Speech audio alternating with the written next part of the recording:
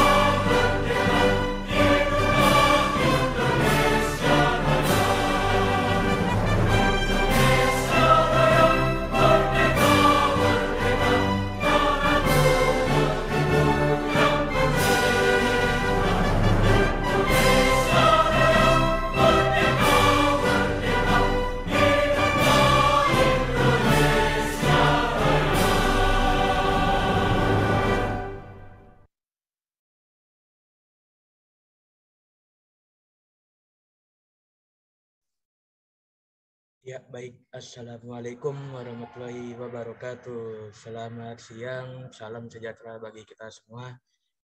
Selamat siang kepada teman-teman serta Bapak Ibu sekalian. Selamat datang di acara webinar Putere Event Organizer, yaitu mencegah penyakit diabetes sedini mungkin. Bersama narasumber kita, Dr. Nita Chandra Nirwana. Beliau pernah bekerja di ambulans gawat darurat sebagai dokter umum. Dan saat ini beliau menjadi dokter umum di Puskesmas Kecamatan Kemayoran. Dan bekerja juga di Klinik Cempaka Kemayoran. Baik, yang saya hormati Bapak Robbikal Muntaha Meliala, SSOS MIKOM sebagai dosen pembimbing. Terima kasih banyak Bapak sudah meluangkan waktunya untuk turut hadir serta memberikan sambutan di acara ini. Kepada Bapak Robbikal, waktu dan tempat kami persilakan.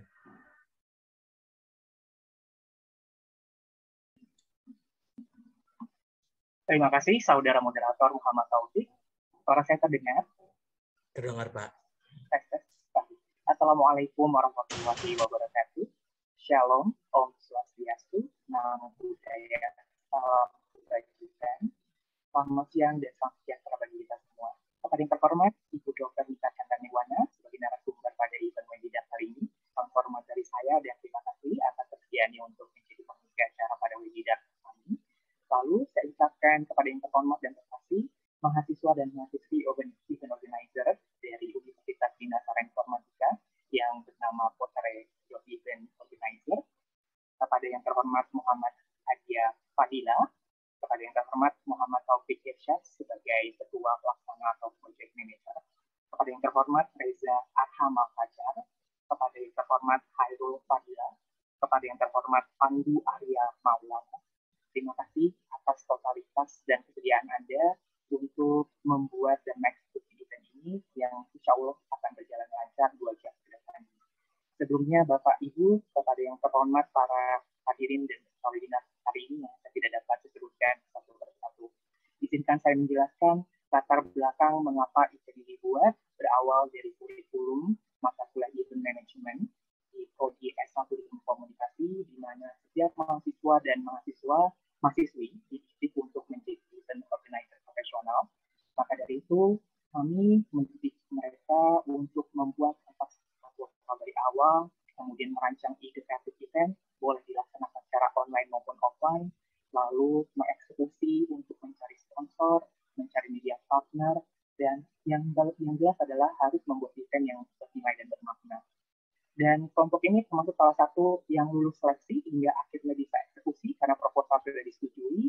Karena saya pribadi sebagai dosen pengampu melihat ada ide baru dan bernilai di sini, walaupun masalah diabetes ini mungkin seringkali diperbincangkan di media massa, tapi kita lihat ada beberapa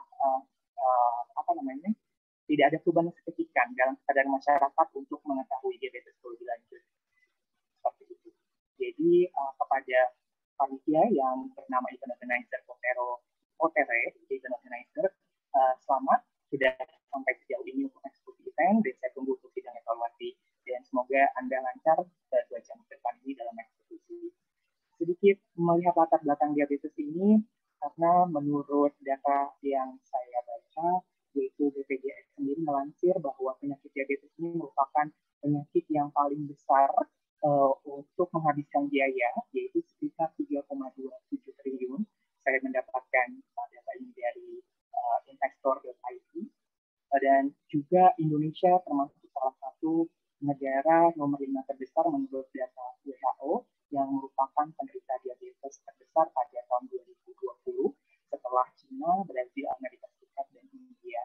Dan melihat keprihatinan ini, saya rasa penting sekali untuk mengadakan suatu sarana diskusi atau platform, apalagi menghadirkan narasumber memang kompeten di bidangnya, supaya kita semakin mengetahui dan memahami apa itu diabetes sesungguhnya, gitu. Karena diabetes ini sekarang juga akan menyerang bukan hanya kepada golongan lansia saja, tapi bahkan anak muda dan remaja, karena banyak faktor, salah gaya hidup atau kurang olahraga, gitu ya. Ada juga faktor genetik atau keturunan.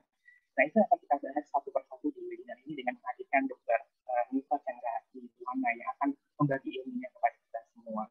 Demikian saudara-saudari, jadi saya melihat latar belakang mengapa webinar ini penting sekali untuk diselenggarakan, dan Pusaka Harapan ini berguna dan bermanfaat bagi kita sendiri untuk memperbarui status negara Indonesia supaya tidak menjadi negara penderita diabetes terbesar lagi, urutan kelima ataupun ke-6.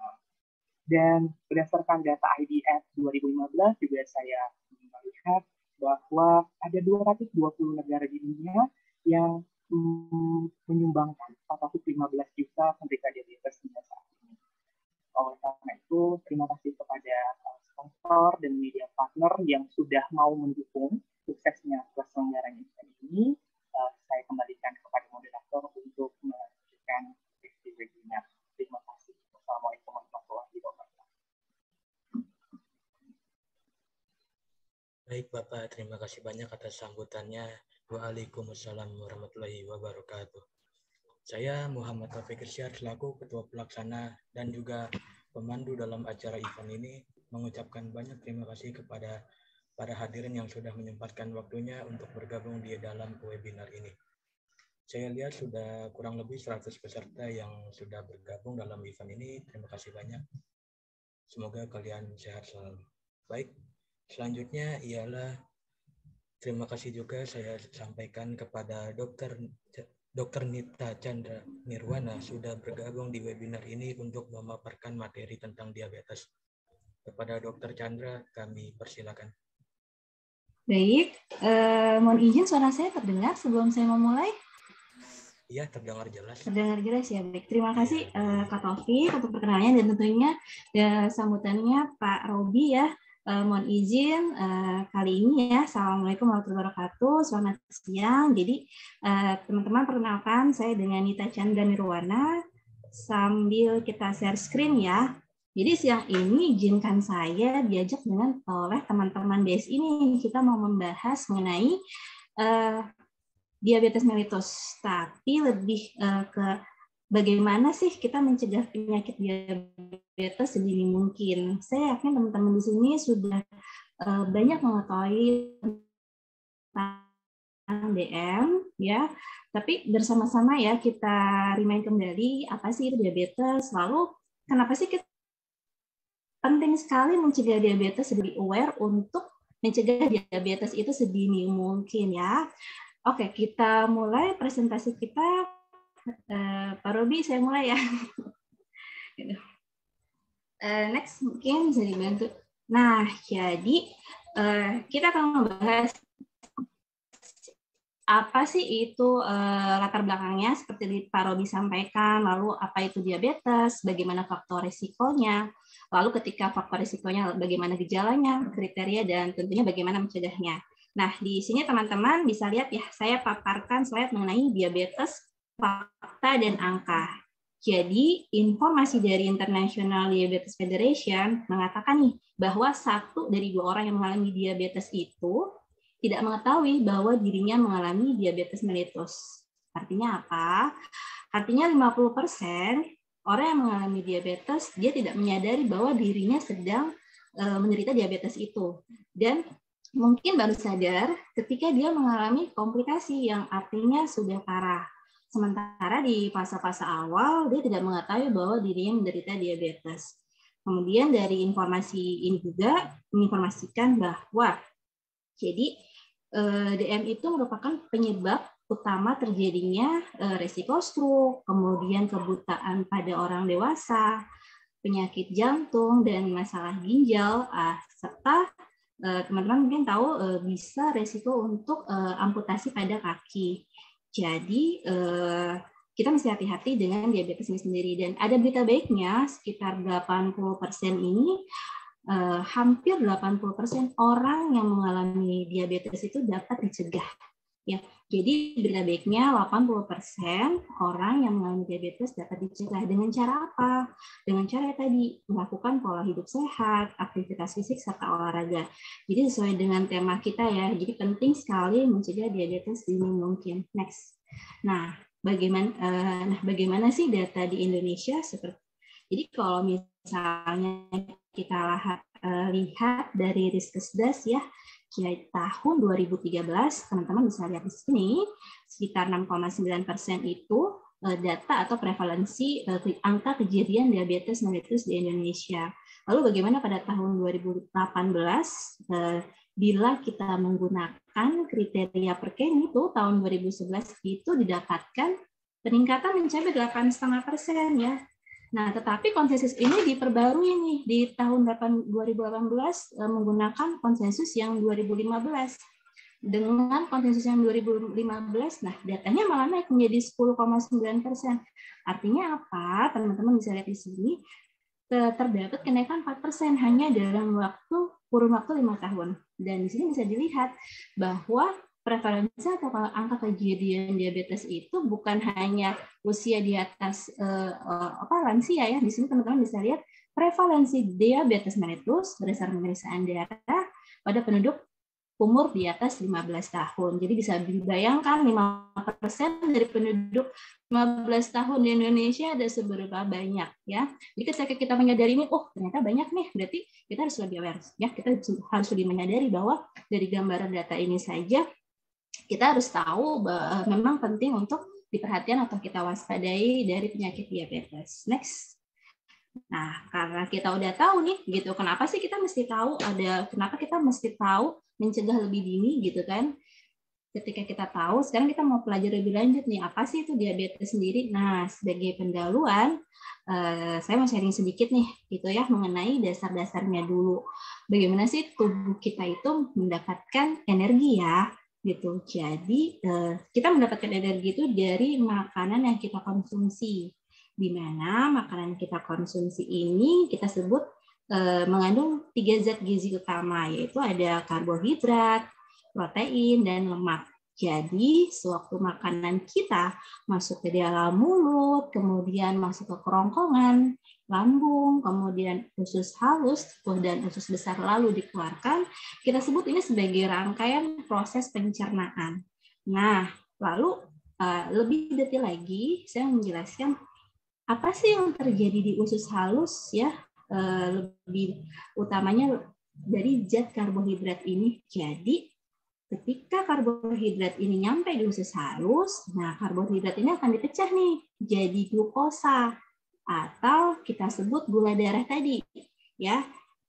Makanya nanti kalau gula darah ini kita bisa cek ya melalui pemeriksaan, karena karbohidrat ini sudah dipecah menjadi gula darah tadi. Nah, glukosa ini atau gula darah ini nih yang nantinya akan digunakan oleh tubuh menjadi sumber energi. Jadi kalau kita mau mendapatkan energi, kita harus ada karbohidrat.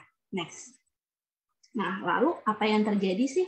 Nah, yang tadi karbohidrat ini kan udah dipecah jadi glukosa atau gula darah. Nah, glukosanya ini masuk ke dalam pembuluh darah. Di dalam pembuluh darah ini akan menyebabkan kenaikan kadar glukosa darah. Nah, lalu apa yang terjadi ya? Tuhan sudah menciptakan tubuh kita tuh sedemikian rupa sehingga sama Tuhan diberikan kalau kadar gula terlalu tinggi di dalam darah pun tidak boleh.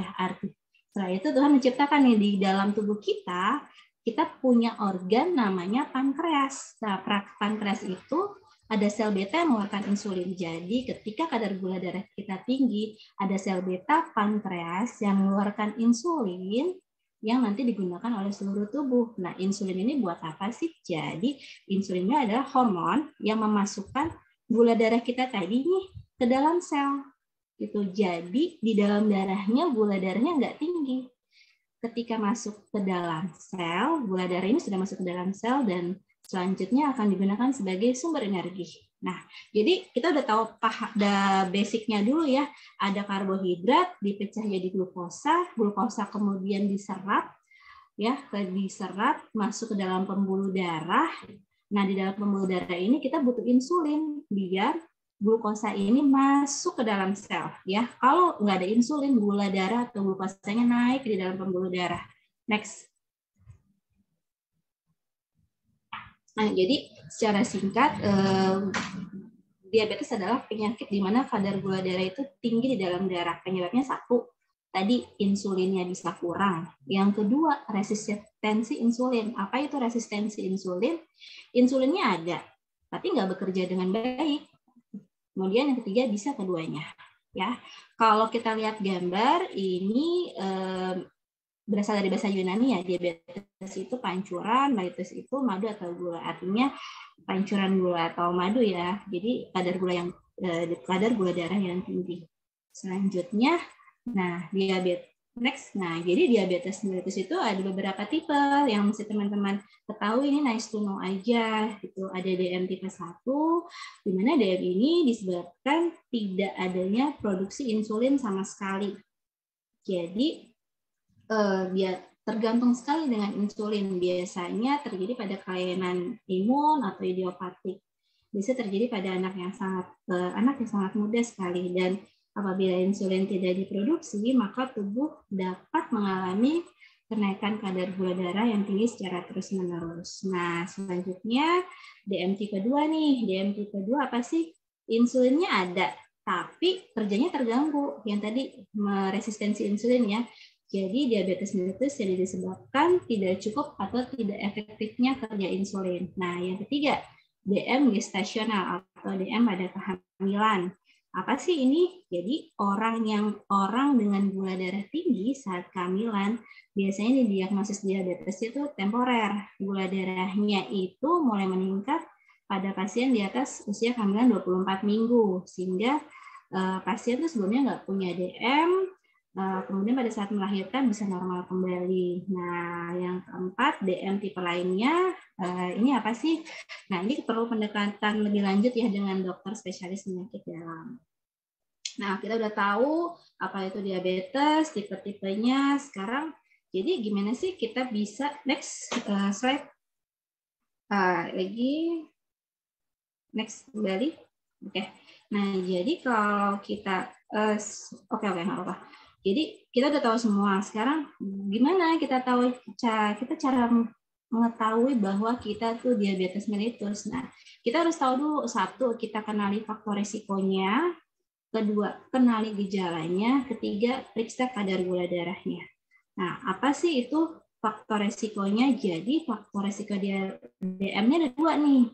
Ada yang bisa dirubah, ada yang tidak bisa dirubah. Maksudnya apa sih bisa dirubah? Artinya kita bisa mengkoreksinya, kita bisa mempengaruhinya agar kita tidak jadi faktor risiko diabetes atau resiko diabetes mellitus kita tuh akan lebih tinggi gitu, dengan kita mengurangi atau mencegah faktor risiko ini gitu. Apa saja faktor risikonya? Satu, yaitu kegemukan. Jadi teman-teman nih ya perhatikan berat badan yang sudah IMT-nya lebih dari 23 kilo, kemudian lingkar perutnya pada pria lebih dari 90 dan pada perempuan ini lebih dari 80, udah mulai mesti diperhatikan ya.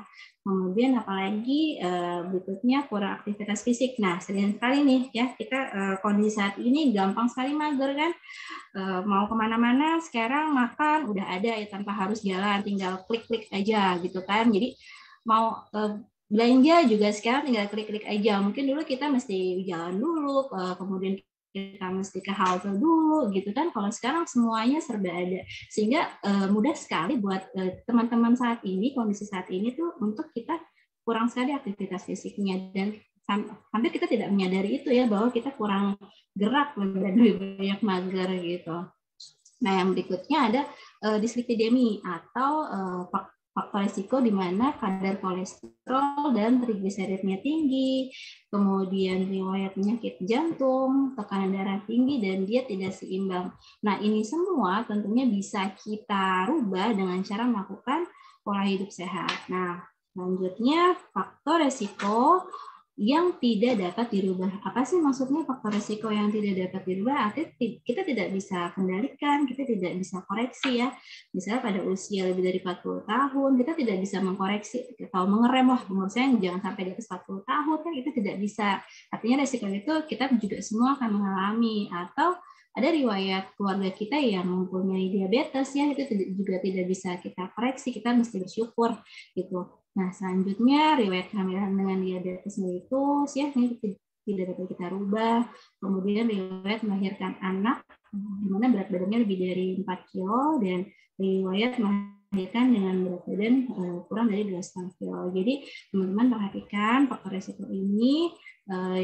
Yang next. Nah, lalu next slide. Ya. Nah, kita udah tahu nih faktor risikonya. Sekarang kita harus tahu emang bagaimana sih gejala dari DME itu sendiri. Nah, jadi gejala dari diabetes itu kita bisa sebutnya gejala klasik nih, 3P. Dan penurunan berat badan tanpa sebab yang jelas, disertai dengan gejala tambahan. Apa sih itu 3P? Itu P yang pertama adalah poligori, pasiennya itu pasti sering kencing, kemudian polifagi, yaitu cepat lapar, dan polidipsi, pasiennya akan haus ya, akan mudah haus. Nah, ketiga gejala ini disertai dengan penurunan berat badan tanpa sebab yang jelas ya. Jadi teman-teman kalau perhatikan mungkin saudara kita atau tetangga kita, misalnya wah berat badan saya turun drastis nih, padahal saya nggak diet, makanan saya normal gitu ya, mesti nggak boleh senang dulu ya tiba-tiba berat badannya turun gitu. Jadi kita juga harus pikirkan kemungkinan ke arah diabetes ini. Nah, selanjutnya disertai dengan gejala tambahan. Apa saja sih gejala tambahannya itu? Yaitu ya pasiennya akan mudah lemes ya, kemudian ada kesemutan, gatal di daerah kemaluan, kemudian bisul yang hilang timbul, penglihatannya kabur ya. Kemudian ada keputihan biasanya pada wanita, lalu lukanya sulit sembuh, serta mudah mengantuk. Nah, gejala-gejala ini harus kita perhatikan, karena kalau misalnya gula darah yang tidak terkontrol, maka akan berlanjut ke arah komplikasi dari diabetes. Nah, komplikasinya apa saja? Next. Oke. Nah, ini komplikasi dari diabetes. Kenapa balik lagi ke relate ke tema kita tadi, kenapa sih kita harus cegah lebih dini dari diabetes itu? Karena komplikasi diabetes itu nggak main-main, benar-benar ada dari atas kepala sampai ke kaki. Apa aja sih gitu kan ya? Walaupun ini berkembangnya memang secara bertahap ya, di mana ketika gula darahnya terlalu banyak menetap di aliran darah, kemudian tentunya mempengaruhi pembuluh darah di area-area organ tersebut. Teman-teman bisa lihat di sini ya, dari atas sampai kaki apa aja. Misalnya dari otak, pasien DM akan lebih mudah terkena resiko stroke, kemudian dari mata akan terjadi retinopati diabetik. Biasanya pasiennya akan lebih mengeluh penglihatannya buram gitu. Misalnya 1 atau 2 bulan pasiennya ganti kaca mata. Kemudian bulan ketiga kok masih buram ya dok penglihatannya. Nah mungkin saja kondisinya sudah mengenai retinanya gitu. Nah selanjutnya kita lihat di sini ada kidney ya. Jadi bisa mengenai atau masalah di ginjal itu sendiri, atau orang-orang bilang gagal ginjal atau gangguan pada ginjal. Nah selanjutnya pada jantung hasilnya ada risiko penyakit jantung dan pembuluh darah. Kemudian pada kaki ini ya, bisa terjadi gangguan saraf ya, di mana nanti bisa menyebabkan luka, kemudian menyebabkan diabetic foot, dan selanjutnya bisa diamputasi kakinya kalau gejala komplikasinya akan lebih lanjut. Nah, oke. Tadi kita udah kenal gejalanya gimana, komplikasinya gimana, lalu kita harus tahu apa lagi sih? Kita harus tahu bagaimana kriteria seperti apa bisa dikatakan diabetes. Nah, kita harus tahu pemeriksaan kadar gula darah itu sendiri. Slide. Nah, ada beberapa metode untuk kita mengecek dari kadar gula darah kita ini. Ada beberapa metode ya kita bisa lihat bersama. Tes gula darah sewaktu. Jadi pemeriksaan GDS ini yaitu pemeriksaan yang dilakukan kapan saja, karena kapanpun tanpa pasiennya perlu berpuasa terlebih dahulu. Nah, kemudian ada GDP ya, atau tes kadar glukosa darah puasa, di mana pemeriksaan ini pasiennya biasanya puasa dulu 8 jam, nggak boleh makan snack, nggak boleh makan cemilan-cemilan, dan benar-benar puasa ya, tapi boleh minum air putih. Kemudian pemeriksaan selanjutnya untuk mengetahui kriteria DM, kita bisa tes toleransi glukosa oral. Apa sih itu? Jadi pasiennya itu puasa nih sedikitnya 8 jam, boleh minum air putih. Nah selanjutnya hasilnya diberikan cairan khusus glukosa. Apa itu cairan khusus glukosa? Jadi nanti pasiennya minum 75 gram glukosa yang dilarutkan oleh 250 ml air dan dihabiskan dalam waktu 5 menit.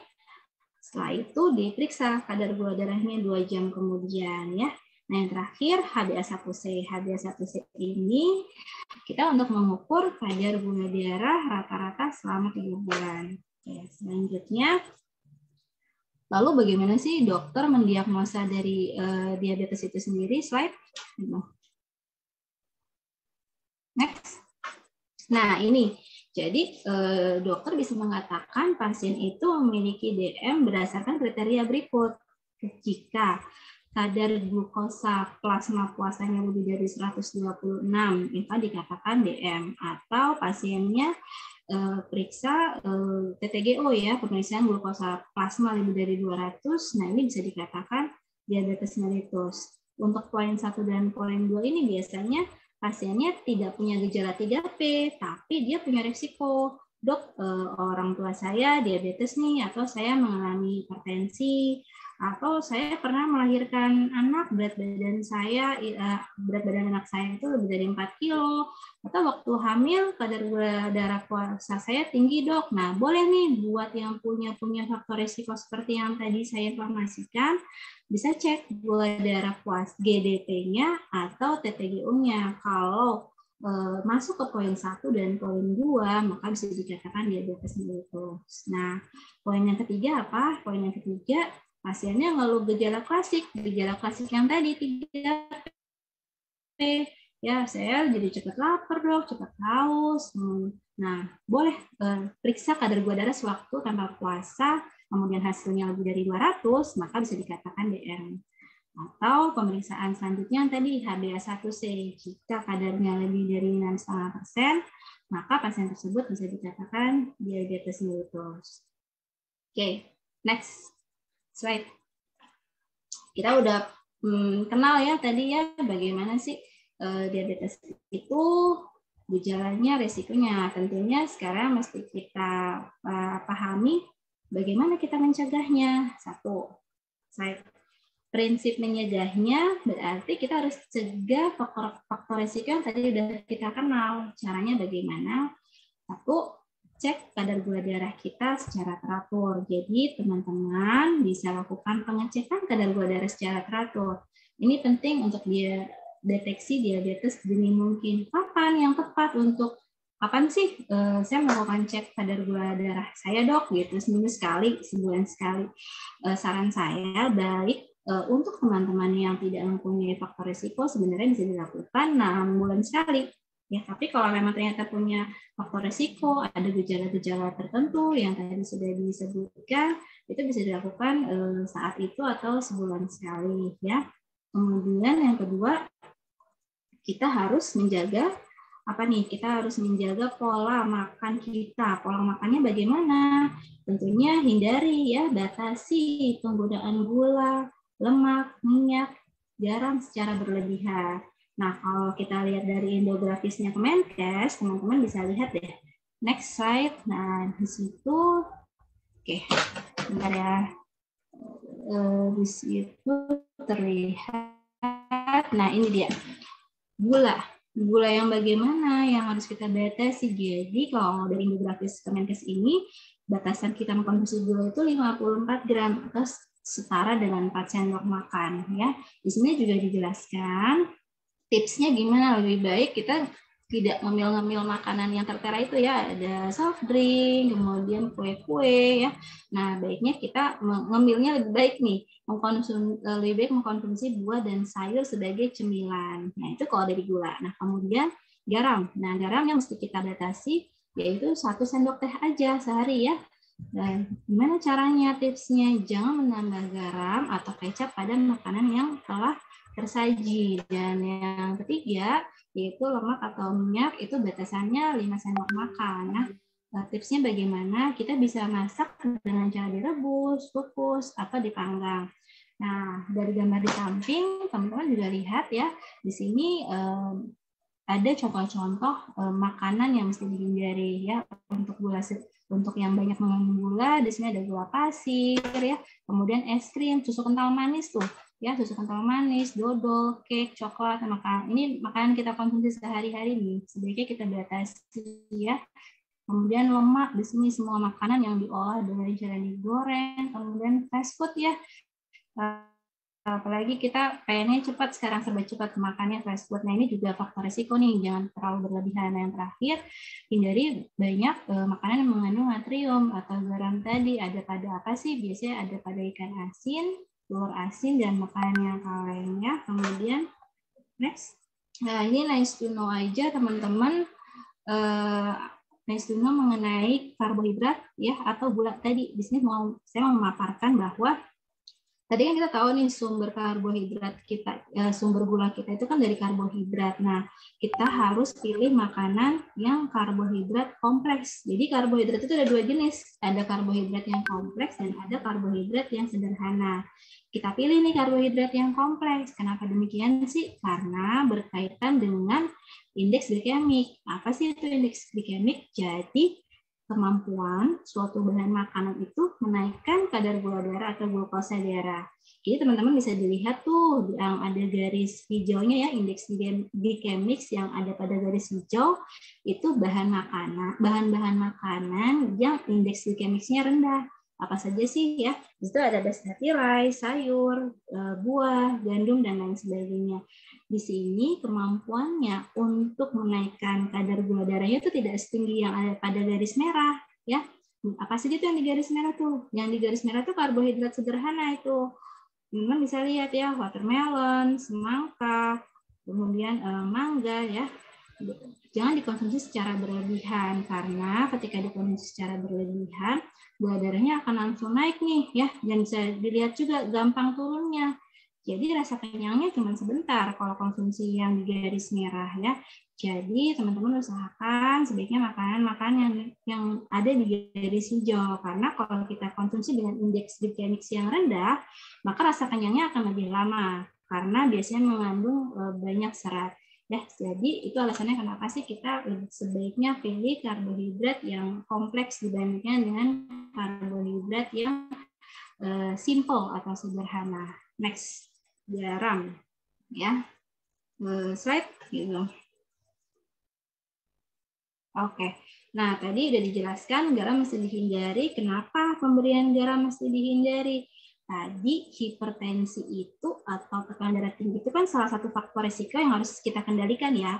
Jadi hati-hati, sering sekali kita nggak sadar nih makanan kita itu tinggi garam ya. Ini makanan-makanan yang biasanya kita konsumsi tuh, makanan hot dogs ya, potato chips ya, kemudian keju. Nah, ini nih yang biasanya kita tidak sadari bahwa kadar natriumnya atau gulanya tinggi sekali. Nah, bagaimana dengan lemak? Nah, lemak ini diperlukan juga oleh tubuh, tapi juga mesti dibatasi. Pilih lemaklah lemak yang bagaimana. Jadi lemak itu ada beberapa jenis, ada lemak yang jenuh dan tidak jenuh. Nah, yang kita pilih lemak bagaimana sih? Sebaiknya kita pilih lemak yang tidak jenuh nih.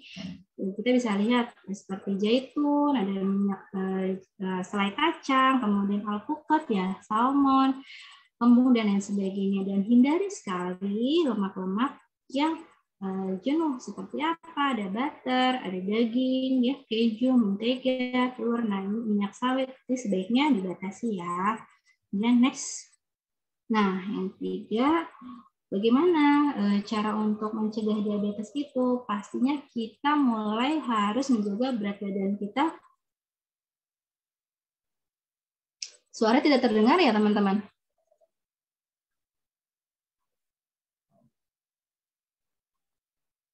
Terdengar jelas, Bang. Oh, terdengar, baik. Ya. Ada chat, saya pikir ada tidak terdengar dari chat itu. Baik, yang ketiga itu kita harus menjaga indeks massa tubuh. Nah, ayo mulai dihitung nih ya, masing-masing dari kita. Gimana IMT kita nggak boleh lebih dari 23. Karena ini resiko peningkatan diabetes. Apa hubungannya? Nah, mengapa demikian? Apa hubungannya ketika kita obes tuh kita jadi DM sih resiko? Nah, jadi beberapa penelitian menginformasikan bahwa ketika kita obesitas terjadi resistensi insulin yang tadi insulinnya ada, tapi kerjanya nggak maksimal. Nah, jadi kenapa ini penting sekali untuk menjaga berat badan kita tetap ideal. Gitu. Nah, next slide. Nah, yang poin keempat. Apa sih yang mesti kita lakukan ya untuk mencegah diabetes itu? Yang mesti kita lakukan adalah pastinya olahraga. Nah, teman-teman kebayang nggak aktivitas fisik kita tuh, harian kita atau pekerjaan rumah kita tuh udah termasuk olahraga atau belum sih ya? Karena latihan jasmani ini sering banget disarankan, tapi sering banget kita lewatkan dan kita berprinsip tadi udah ngepel, udah nyapu, udah nyuci piring, kayaknya itu udah olahraga ya dok ya gitu. Nah jadi sharing lagi nih, beda gerak badan dengan olahraga. Teman-teman bisa lihat di sini ya, aktivitas fisik itu terbagi menjadi dua, ada gerak badan dan olahraga. Jadi aktivitas fisik itu adalah seluruh kegiatan kita yang menggerakkan anggota otot rangka kita dan mengeluarkan energi. Nah, lalu olahraga apa? Olahraga itu bentuk khusus dari aktivitas fisik ya, dilakukan secara teratur dengan durasi, frekuensi ya. Jadi olahraga ini kayak obat nih, harus ada dosisnya ya. Kalau nggak ada dosisnya kita nggak bisa katakan itu olahraga ya. Jadi kalau ada kesimpulan, olahraga itu termasuk dalam aktivitas fisik. Tapi tidak semua jenis aktivitas fisik itu merupakan kegiatan olahraga. Nah, tadi kan saya bicara menyinggung mengenai dosis. Nah, dosisnya itu bagaimana sih? Jadi dosisnya secara yang harus kita lakukan adalah kita sebaiknya olahraga di sini kan 150 menit per minggu ya. Kita bisa lakukan 30 sampai 45 menit ya, 3 sampai 4 kali seminggu. Dan yang terpenting nih, nggak boleh ada jeda lebih dari 2 hari ya. Misalnya saya mau olahraga Senin, Selasa, Rabu dok, nanti Kamis, Jumat, Sabtu, Minggunya istirahat gitu. Sebaiknya mengikuti aturan ini ya dari WHO. Jadi kita olahraga 30 sampai 45 menit, kemudian 3 sampai 4 kali seminggu dengan tidak ada jeda ya. Kemudian next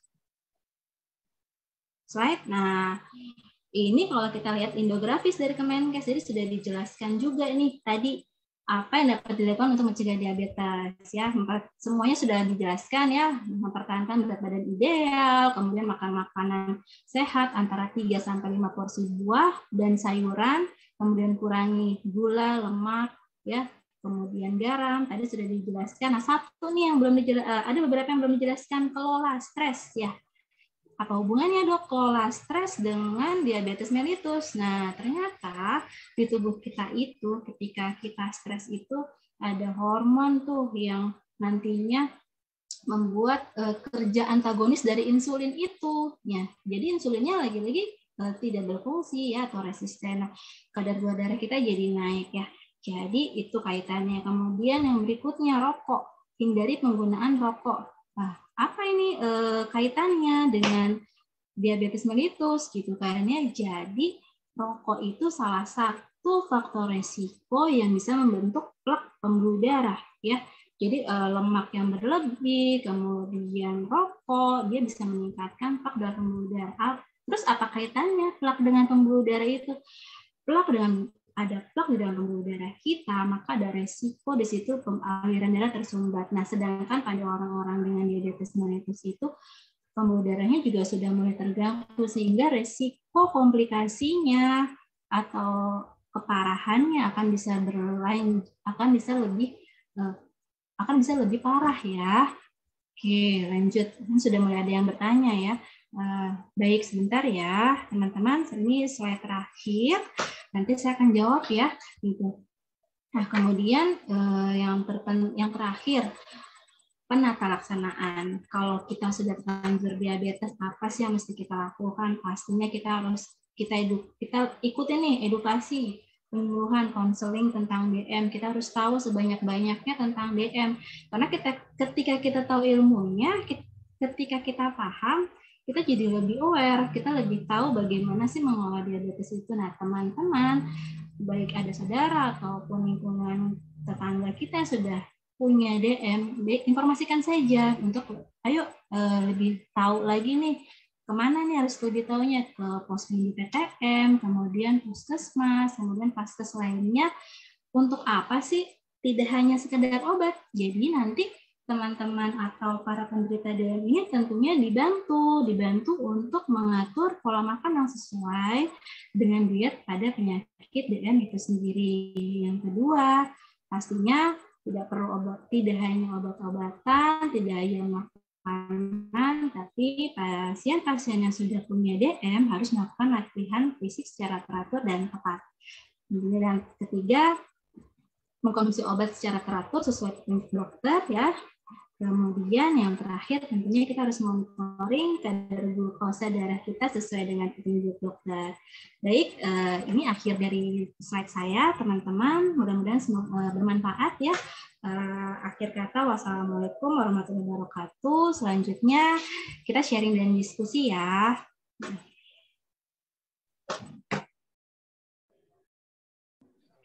Baik, waalaikumsalam wabarakatuh. Terima kasih banyak Dr. Nita atas pemaparan. Iya, terima kasih Kak Taufik. Kak Taufik mohon izin, suaranya kurang terdengar jelas. Oh, kurang jelas ya, kurang kencang. Sekarang bagaimana, Dok? Iya, apa kurang dekat ya itunya? Sekarang bagaimana? Sudah lumayan oke sih. Ya, Oke. Oke, jadi teman-teman, ternyata banyak sekali penyebab diabetes yang dapat kita ketahui pada siang hari ini ya. Seperti kelebihan makanan, kelebihan kadar gula, garam, serta kurangnya olahraga. Terutama mungkin yang sering habis makan setelah itu tidur ya dok ya. Itu jarang sekali olahraga seperti itu. Jarang sekali aktivitas menyebabkan diabetes ya teman-teman. Sebaiknya kita mencegahnya sedini mungkin, kurangi kadar gula, perbanyak olahraga. Nah, betul sekali nih, apalagi kalau saya lihat di sini teman-teman itu usianya usia muda ya yang ikut. Iya, pas banget, maksudnya kita jangan sampai manifest nanti pas kita tua kita baru sadar. Jadi dari sekarang sebenarnya sederhana sih gitu kan. Kadang kita udah besok aja olahraganya, tapi nggak ada salahnya kita dari yang muda, kita contohkan dari lingkungan keluarga kita aja dulu sendiri, adik kita, yuk olahraga yuk gitu, atau makanannya udah mulai dijaga gitu. Tapi semuanya jangan sampai ini jadi nggak boleh ini, nggak boleh itu, nggak terlalu, jangan dibikin beban juga. Artinya kita tahu porsinya dan prinsipnya sesuatu yang berlebihan itu kan tidak baik. Jadi tetap aja kita boleh makan kok yang ada gulanya, boleh, nggak masalah. Tapi ya tadi balik lagi kita tahu porsinya, kemudian kita tahu tidak berlebihan, dan kita bisa kompensasi dengan melakukan olahraga atau aktivitas fisik gitu. Ya baik. Terlihat sepele tetapi sangat penting ya dok ya bagi kesehatan tubuh kita ya. Maaf. Terlihat sepele tetapi sangat penting bagi tubuh kita ya dok ya, seperti itu ya. Iya, betul. Oke, baik dok, ini ada yang sudah beberapa peserta menanyakan mungkin untuk konsultasi singkat saja ya. Kita mulai dari pertanyaannya Yulianto dari Undip. Assalamualaikum, saya izin bertanya kepada Dr. Nita, apakah seorang anak dan orang tua yang baru mengidap diabetes setelah anak itu lahir juga berpeluang mengidap diabetes?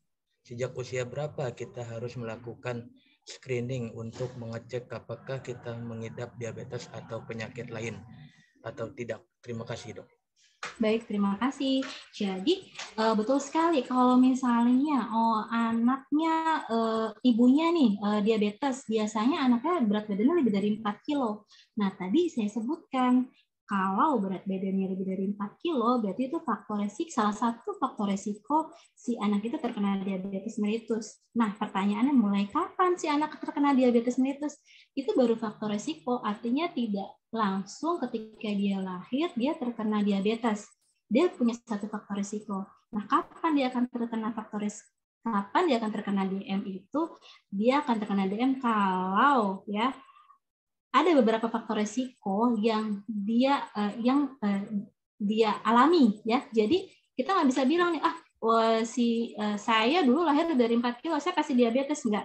Jadi bisa dikatakan diabetes multifaktorial ya. Ada beberapa faktor, misalnya si anak itu lebih dari 4 kilo, nah tapi dia gaya hidupnya di usia-usia 15 tahun, usia-usia 17 tahun udah sering minum apapun makanannya, minumnya teh manis gitu misalnya, kan sekarang kita gitu ya. Itu satu. Misalnya aktivitas fisiknya kurang ya, pokoknya kita kembali ke faktor risiko tadi. Nah, ketika ada faktor risiko yang lain, maka resiko untuk si anak itu terkena diabetes itu lebih cepat ya, bisa lebih cepat seperti itu gitu. Nah, untuk kapannya dilakukan pemeriksaan, sebaiknya tetap ketika usia-usia kita sudah faktor makanan kita sudah mulai banyak ya, mulai macam-macam tuh usia remaja, kemudian itu tetap dilakukan medical check up baiknya. Seperti itu. Terima kasih.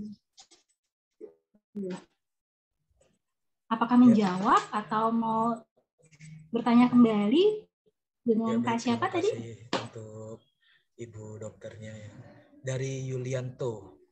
Bagaimana saudara Yulianto? Apakah sudah jelas mengenai penjelasannya tentang pertanyaan saudara?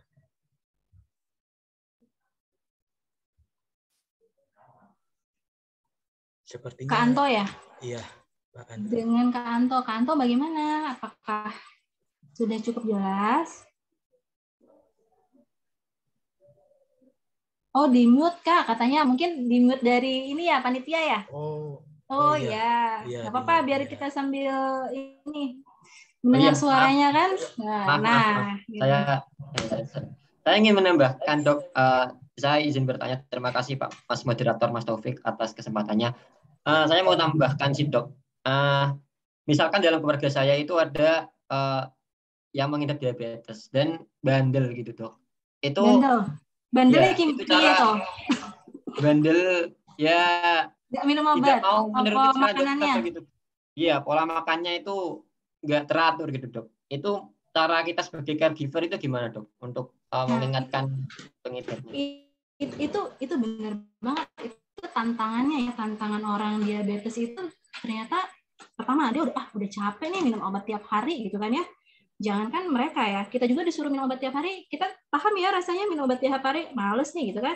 Yang kedua gitu kan ya, makanannya diatur, tapi sebenarnya diaturnya ini diatur yang baik. Nah, apa sih kriteria atau kiatnya biar yang tanda kutip bandel ini mau berubah? Satu, pastinya edukasinya dulu nih, pemahamannya gitu. Ketika pemahamannya sudah jelas, pasti si pasien ini mau merubah. Contoh, mungkin di pikiran dia selama ini, saya sakit gula, berarti saya nggak boleh makan yang enak-enak dong, gula saya harus dibatasi. Sebenarnya nggak gitu. Ketika nanti dia kontrol ke poligizi atau dokter gizi, Tetap, karena gula tadi prinsipnya kita dapat energi dari mana? Dari gula. Karena kalau kita nggak makan gula, ada penyakit baru dong kita nantinya ya. Kita nggak dapat energi ya, lemes juga. Jadi tetap butuh. Nah nanti ketika si pasien itu udah kontrol ke dokter gizi, dikasih tahu nih, dia dihitung kalorinya. Oh, ibu dengan aktivitas sekian, misal butuh kalori 3.000, nanti dibuatkan. Ya, gulanya boleh, makan nasinya boleh, batasannya semana nanti diinformasikan nanti. Boleh makan snack nggak? Boleh makan snack seperti apa? Nah, sebenarnya kan artinya edukasi dulu ya. Ketika si pasiennya udah paham, oh ternyata gini nggak berat-berat amat penyakit diabetes gitu kan ya, masih bisa kok makan enak gitu kan, dengan aturan si dokter gizi atau poligizi tadi. Jadi yang pertama edukasi ya, edukasi, pemahaman. Ketika pemahamannya sudah tahu mengenai apa itu diabetes, kemudian komplikasinya pasti akan lebih aware untuk menjaga diabetesnya. Nah, kemudian yang terakhir pastinya yang penting support dari keluarga ya. Ketika support dari keluarga itu ada, maka siapapun ya orang yang di sekitar kita yang kita sayangi pasti akan lebih semangat untuk melakukan pengobatan, kontrol untuk lebih rutin. Seperti itu, Kanto ya. Ya, makasih Bu Dokter Nita atas jawabannya. Ya, sama-sama Kakak. Amin. Baik, terima kasih Mas Anto ya. Sudah jelas ya penjelasan dari Dokter Nita siang hari ini. Selanjutnya ada lagi nih Dok yang ingin bertanya dari Saudara Naifa Malisa Mutia. Bagaimana Saudara Naifa? Ya. Baik, bismillahirrahmanirrahim. Assalamualaikum warahmatullahi wabarakatuh. Sebelumnya saya berterima kasih banyak kepada Kak Moderator dan Ibu Nita karena sudah memberikan kesempatan kepada saya untuk bertanya. Sebelumnya juga saya izin memperkenalkan diri, nama saya Naifa Malisa Mutia. Di sini saya berterima kasih banyak kepada kakak-kakak penyelenggara webinar pada hari ini, karena menurut saya webinar hari ini alhamdulillah sangat bermanfaat sekali, sangat menambah relasi, wawasan, serta ilmu pengetahuan, dan juga menambah manfaat. Sebelumnya saya ingin mengajukan beberapa pertanyaan, Kak. Secara banyak nih. Secara definisi yang telah dijelaskan sebelumnya, diabetes ataupun penyakit gula ini merupakan penyakit yang kronis ataupun berlangsung dengan jangka yang panjang. Penyakit ini ditandai dengan meningkatnya kadar gula darah ataupun glukosa hingga di atas nilai normal. Lalu bagaimana metode paling tepat yang perlu dilakukan oleh seseorang yang menderita diabetes agar bisa sembuh dan kembali normal dari penyakit diabetes tersebut? Lalu pertanyaan yang kedua, bagaimana strategi terbaik yang perlu diterapkan untuk mengatur pola hidup sehat yang dapat dilakukan untuk take care of agar tidak memperparah penyakit diabetes tersebut? Dan pertanyaan terakhir, jika ada seseorang yang akan memiliki keturunan, tetapi sebelumnya ia memiliki riwayat penyakit diabetes, apa saja komponen terpenting untuk menghindari penularan dari penyakit tersebut? Apakah akan tertular? Terima kasih banyak sebelumnya. Mohon maaf jika ada kesalahan kata ataupun salah pengucapan. Wassalamualaikum warahmatullahi wabarakatuh. Ya, terima kasih Kak Naifa. Yang pertama, saya sampai lupa nih. Nanti diingetin ya Kak Taufik. Yang pertama itu gimana biar diabetes sembuh, intinya gitu ya Kak Naifa ya? Betul. Jadi ya, sembuh itu, jadi diabetes itu ada beberapa kriteria. Ada kalau kita bilang pradiabetes itu bisa sembuh nggak? Itu bisa sembuh ya. Jadi biasanya kalau salah satu kadar gula darah puasanya tinggi, tapi dia nggak ada kriteria untuk yang gejala-gejala 3P tadi. Nah kalau yang kayak gitu mungkin bisa saja dikontrol faktor resiko yang tadi tuh ya. Jangan sampai dia obesitas, jangan sampai kolesterolnya tinggi, jangan sampai hipertensi. Nah, itu kita bisa tuh ya sembuh ya gitu. Tapi kalau ternyata dia udah multifaktorial, sudah pasti diabetes ya, sudah pasti diabetes, itu kita bukan bilang sembuh, tapi gimana caranya kadar gula darahnya itu terkontrol intinya. Ya. Kalau kadar gula darahnya terkontrol, maka ketika terkontrol selanjutnya mencegah ke arah komplikasi. Nah, bagaimana caranya biar terkontrol? Kembali ke tadi, satu, pasien-pasien diabetes ini harus paham mengenai bagaimana pola makannya. Pola makannya ini banyak. Kalau nanti kita mungkin ada kesempatan webinar lagi, dia harus pola makan 3J. Jadi jenisnya harus jelas ya, makanannya, jumlahnya ya, sama jadwalnya. Jadi 3J pola makannya. Nah, kemudian tidak hanya pola makan, bagaimana dia terkontrol. Yang kedua yaitu aktivitas fisiknya ya. Kembali lagi ke tadi, paling nggak seminggu 3 kali olahraga ya, dengan tidak jeda lebih dari 2 hari ya. Jadi pertama itu jenis makanannya, dietnya, intinya diet. Yang kedua aktivitas fisiknya. Kemudian yang ketiga obat-obatan ya. Ketika obat-obatannya ini diminum secara rutin, teratur, maka 3 komponen ini akan mendukung untuk bagaimana sih tekanan darah, maaf, bagaimana gula darah atau glukosa darah itu dalam batas normal. Nah, tidak cukup 3 ini. Yang keempat juga penting, yaitu rutin kontrol ke dokter. Kenapa rutin kontrol ke dokter? Karena mungkin saja gula darah tiap-tiap bulan itu berbeda, fluktuatif. Di situ dokter itu akan memberikan advice untuk terapi obat yang tepat. Karena tidak semua pasien diabetes itu terapi obatnya sama ya. Oh, dengan diabetes 200, gula darah 200 sampai 220 udah kasih obatnya tipe A. Nanti 220 sampai 250 yang tipe B, tidak seperti itu. Penanganan diabetes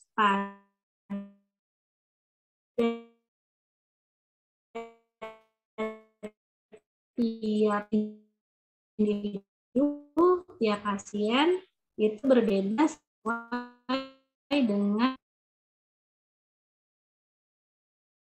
biar tidak parah DM-nya. Begitu ya. Terputus ini. Kak Kak Naifa, yang kedua itu bagaimana diabetesnya biar tidak semakin parah, betul? Bukan? Gitu. Untuk pertanyaan yang kedua,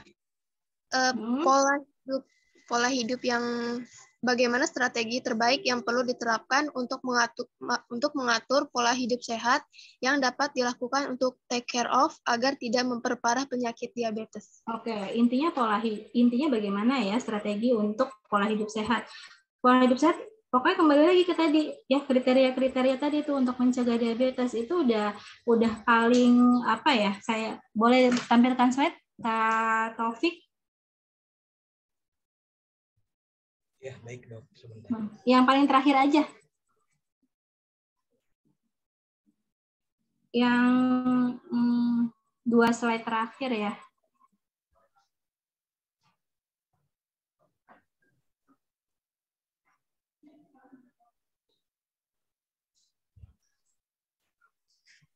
Yang next lagi.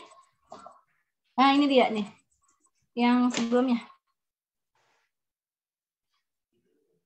Nah, ini dia.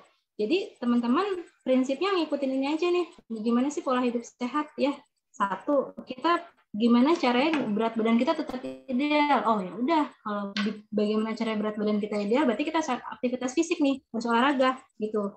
Dan nggak cuma olahraga, berarti diet kita, makanan kita nih, bagaimana? Jangan terlalu banyak tepung terigu, gorengan, ya. Kemudian apalagi tuh kita fast food, kita nggak sadar kalau mie gitu kan, kita nggak sadar kalau kita itu ya makanannya tuh lebih banyak tepung-tepungan daripada buah atau sayur. Coba deh teman-teman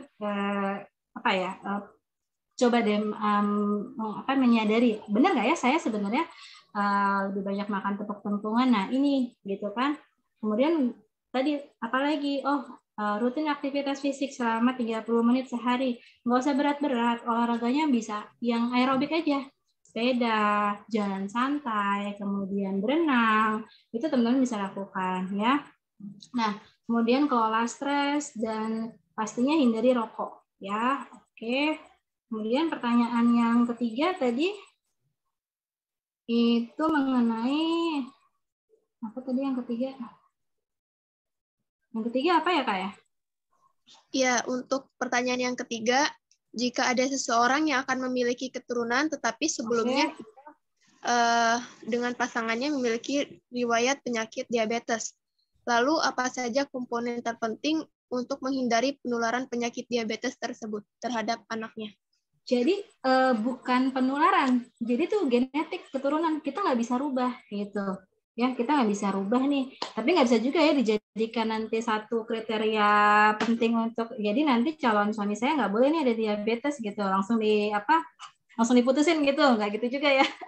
Ya tapi teman-teman harus tahu aja gitu kan, kalau misalnya salah satu riwayat orang tua kita menderita diabetes, prinsipnya ke anak itu bukan nular tapi genetik. Kalau genetik artinya ada bakat si anak ini bisa beresiko terkena diabetes. Tapi satu bakat dari satu faktor bakat ini dia ada faktor risiko satu bakat ini tidak menjanjikan si anak ini besoknya pasti diabetes, enggak gitu. Kalau ternyata pola hidupnya itu buruk, ketika dia dewasa tadi pola hidupnya buruk, ya dia beresiko diabetesnya akan lebih mudah gitu. Jadi balik lagi nih yang tadi ke pola hidup sehat, aktivitas fisik yang tadi gitu ya. Oke, gitu. Next. Ada yang mau didiskusikan kembali, teman-teman? Dok, saya izin bertanya, Dok. Kak Fauzan, Kak siapa?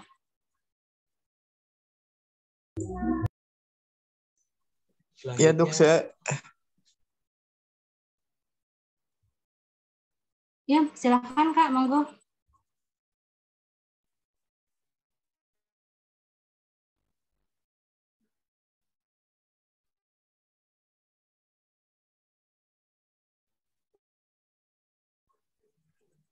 Baik dok, selanjutnya ada Kalau ada yang mau pertanyaan bertanya langsung ya.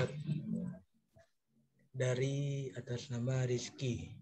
Izin bertanya Dokter Nita, bagaimana prosedur penyuntikan insulin yang dilakukan secara sendiri, ukuran dan takarannya, serta bagaimana cara penyembuhan luka diabetes pada kaki yang selalu berulang terjadi dan bagaimana tips mencegah luka diabetes yang kadang kembali kambuh. Terima kasih.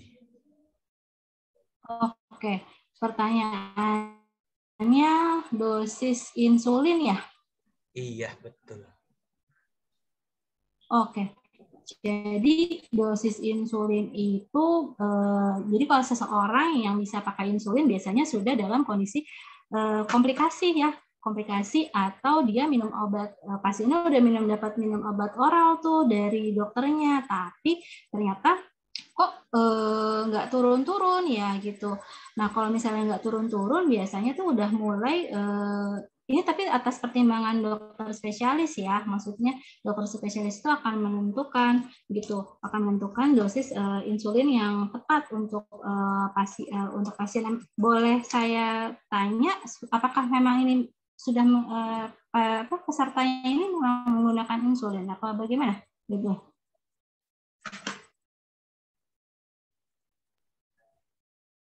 Mungkin untuk saudara Rizky. Oke. Bisa...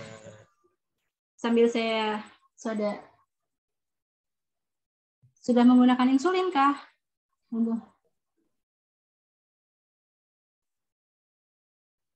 Tidak tahu ya. Ya udah, saya sambil jawab aja ya. Terus bagaimana sih tempat penyuntikan yang tepat? Biasanya tempat penyuntikan itu yang di tempat kadar lemaknya tinggi, itu bisa kita lakukan di perut, paha, bokong dan lengan. Cuman nggak usah khawatir kalau untuk penyuntikan insulin ini bagaimana dosisnya, kemudian bagaimana caranya, itu nanti teman-teman pasti akan diajarkan itu oleh tenaga kesehatan kita yang ada di Vaskes ya, dimanapun pasti diajarkan ya, karena tidak boleh nih melakukan sendiri dari awal tuh otodidak sendiri gitu, nggak bisa seperti itu, karena khawatir juga kalau misalnya dosisnya terlalu berlebihan nanti ada resiko hipoglikemi, hipo itu rendah, glikemi itu gulanya terlalu rendah, berlebihan ngasih insulinnya itu juga bahaya.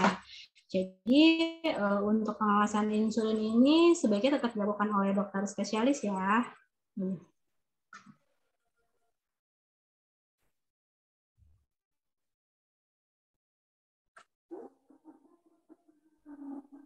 Oke, baik, untuk Saudara Rizky sudah terjawab ya pertanyaan dari Saudara Rizky tadi. Selanjutnya ada atas nama Hardianto. Saya orang awam, tidak tahu tentang diabetes. Saya pernah mendengarnya pernyataan dari orang kesehatan bahwa penyakit diabetes itu tidak bisa sembuh. Hanya kadarnya bisa menurun saja, begitu dok? Iya betul banget. Jadi bukan sembuh ya, tapi terkontrol gitu. Jadi diabetes mellitus itu targetnya itu terkontrol kadar gula darahnya. Karena ketika sudah pasien itu kena diabetes, maka belum ada obat. Jadi tadi kan kita tahu karbohidrat itu pecah jadi glukosa, kemudian gula dalam darah itu nanti ada hormon insulin ya, atau sel beta yang menghasilkan insulin. Nah, ketika sel betanya menghasilkan insulin, maka gula darahnya turun. Nah, belum ada tuh obat untuk menggantikan sel beta itu. Tapi bagaimana caranya kita untuk melakukan agar gula darahnya terkontrol ya, seperti itu. Gitu, dengan cara-cara yang tadi tentunya.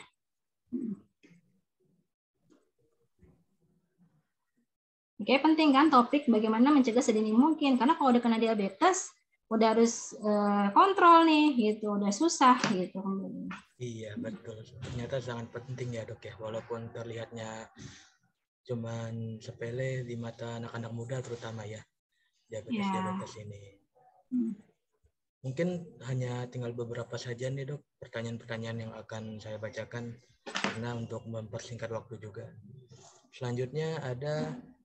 Assalamualaikum, izin tanya dok, saya Lili Suryani, Tampo Bolon, mengidap diabetes. Apabila saya puasa, gula saya turun 130 mg, dan setelah makan 3 jam kemudian dicek sudah naik 300 mg.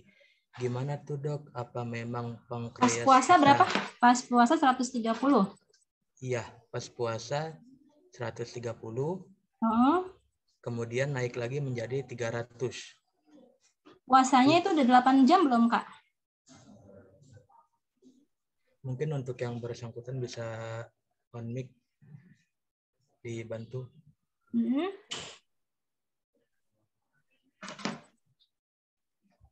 Kalau kita Lili Suryani ya. Bagaimana? Kak Lilis. Ya, saya dokter. Iya, monggo. Oh, Ibu Lilis. Ibu, punten Ibu, itu puasanya udah 8 jam belum, Bu? 12 apa lah puasa, kalau kita Senin Kamis puasa, dokter. Iya, udah 8 jam ya, sudah sesuai ya. Artinya sesuai dengan kriteria. Nah, terus yang habis puasanya yang 2 jam setelah makan 300 ya? Iya, dokter. Itu memang gimana progresnya atau makan biasa aja, nggak ada makan gula biasa, nasinya pun nggak banyak. Iya, berarti udah kriteria, Bu. Udah kriteria masuk DM. Sebaiknya Ibu selanjutnya melakukan pemeriksaan HbA1c, saran saya, Bu. Gitu. Oke, apa, dokter? Selanjutnya, sebaiknya Ibu melakukan pemeriksaan HbA1c. Oh. Jadi, ya, nah itu lebih memastikan lagi itu kalau HbA1c itu untuk melihat kadar gula darah kita selama 3 bulan terakhir. Gitu, ya. Jadi nanti Ibu periksa HbA1c. Orang tua bagaimana, Bu? Ada riwayat? Ada riwayat, dokter. Iya, salah satu faktor risiko ya. Jadi saran saya setelah ini sebaiknya Ibu periksa HbA1c. Kemudian Ibu ini memang baru mulai atau sudah konsumsi obat diabetes? Udah konsumsi, dokter. Udah ada kurang lebih udah ada 10 tahun. Oh, berarti memang ini ya, Bu, ya memang harus, tapi belum terkontrol, Bu, kalau seperti itu. Mungkin Ibu harus kembali rutin ke dokter, biar mungkin dosisnya diatur kembali, biar kadar gula darahnya sesuai dengan target. Karena ketika orang sudah ada diabetes, ada punya target-targetnya tuh, Bu. Misalnya gula darahnya harus berapa, tekanan darahnya harus di bawah 130 sampai 138, kemudian kolesterolnya harus normal. Jadi holistik, nggak cuman gula darahnya aja. Seperti itu. Kalau itu, dokter, alhamdulillah normalnya, gulanya kadang nggak terkontrol, dokter. Ya, semangat ya, Bu ya. Pokoknya kalau gula kolesterolnya udah oke, tekanan darahnya oke, pokoknya Saya harus semangat biar saya nggak kena komplikasi, berarti gula darahnya nih ya. Gitu. Ya, terima kasih dokter. Oke, sama-sama Ibu Lilis. Ya, baik. Terima kasih banyak untuk Ibu Lilis atas pertanyaannya. Sangat bagus ya, bagaimana cara mencegah, menurunkan, serta mengobati diabetes yang sudah terjadi ataupun yang belum terjadi. Baik, itu saja dok, pertanyaan-pertanyaan yang dapat saya bacakan dari peserta. Selanjutnya akan ada sesi foto bersama di webinar kali ini untuk dokumentasi kita. Terima kasih banyak kepada teman-teman, Bapak dan Ibu sekalian atas antusiasnya mengikuti serta mempelajari kesehatan pada siang hari ini. Saya selaku Ketua Pelaksana dan juga pemandu acara siang hari ini pamit undur diri. Terima kasih banyak atas perhatiannya. Wassalamualaikum warahmatullahi wabarakatuh. Dimohon untuk mengaktifkan kameranya untuk sesi foto. Terima kasih. Waalaikumsalam warahmatullahi wabarakatuh.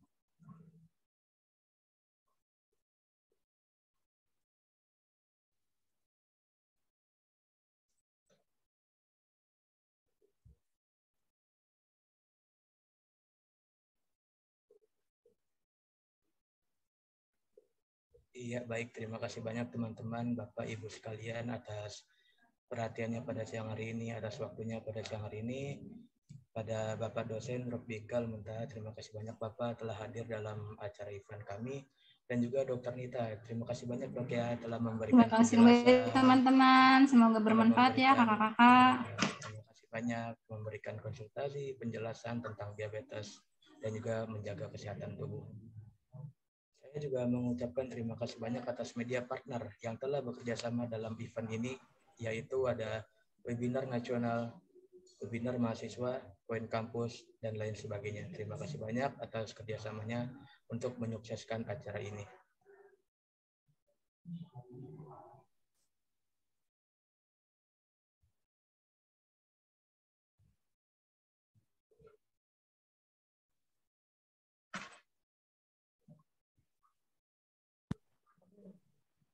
Mohon maaf teman-teman, sebelum keluar boleh absen dulu ya. Absennya udah kita taruh di kolom chat. Boleh langsung absen ya.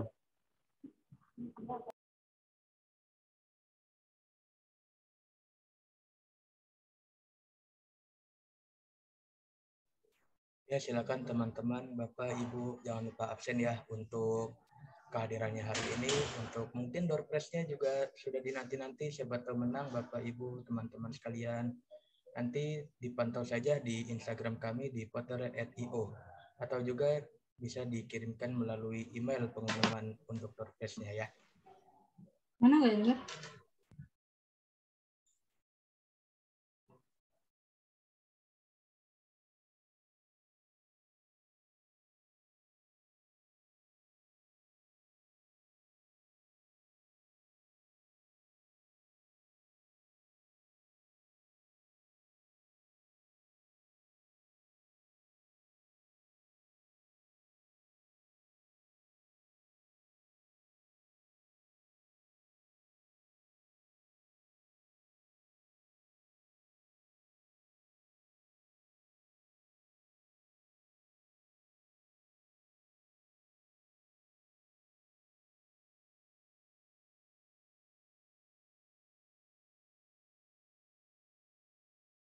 Punya 70 tahun, tak bisa melompat ke mahir berenang. Bahagia melihat kawan dan betina berkumpul bersama sampai ajal besar dan berani berperang sendiri. Yang aku hindari hanya semut kecil. Otak ini cerdas, ku rakit perangkat. Wajahmu tak akan pernah ku lupa. Waktu kecil dulu mereka menertawakan, mereka panggilku gajah. Ku marah, kini baru ku tahu puji di dalam olokan. Mereka ingin jabat tanganku, panggil aku gajah. Kau temanku, kau doakan aku, punya otak cerdas. Aku harus tangguh bila jatuh, gajah lain membantu. Tubuhmu di situasi rela jadi tamengku.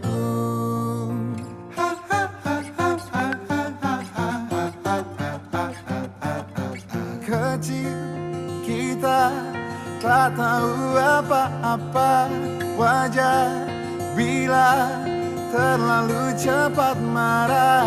Kecil kita tak tahu apa-apa, yang terburuk kelak bisa jadi yang terbaik.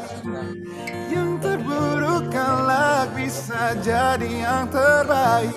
Di Instagramnya yaitu @chandranirwana. Mungkin bisa di DM melalui Instagram atau juga bisa melalui email di chandranirwana7@gmail.com. Silakan teman-teman bagi yang ingin konsultasi terkait diabetes tadi bisa dihubungi langsung dokternya. Terima kasih.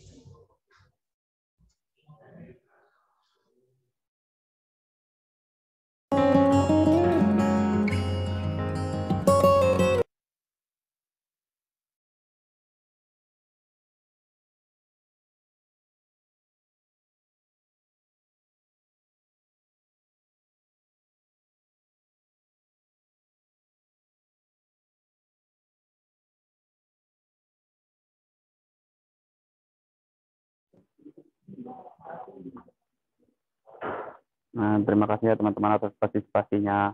Bila teman-teman udah absen, boleh untuk meninggalkan webinar ini ya. Semoga webinar ini bermanfaat bagi kita semua. Emang.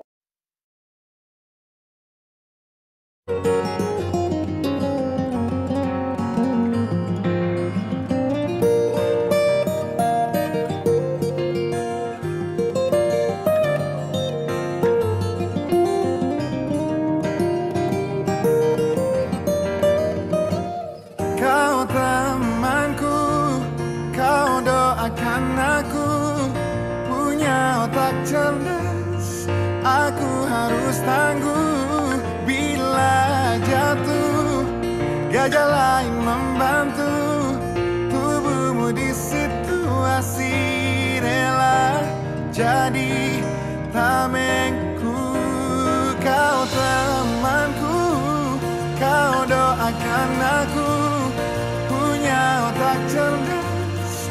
Aku harus tangguh bila jatuh, gajah lain membantu. Tubuhmu di situasi rela jadi tamengku.